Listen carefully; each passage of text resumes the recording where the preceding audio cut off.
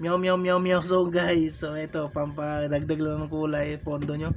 Ah, ito ang version na yung pusa, no?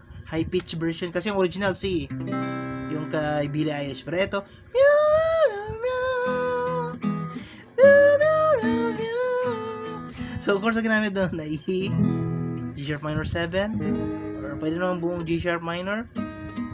At 4 fret lang yan, 4 fret yan, F sharp minor 4 fret, and then A sus 2. Meow meow meow meow meow meow meow meow meow meow meow meow. So merong part dito na yung sa second part na meow meow meow meow meow.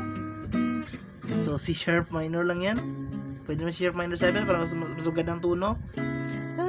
Then G sharp minor 7, pwede naman G sharp minor kung di kaya G sharp minor 7, then A.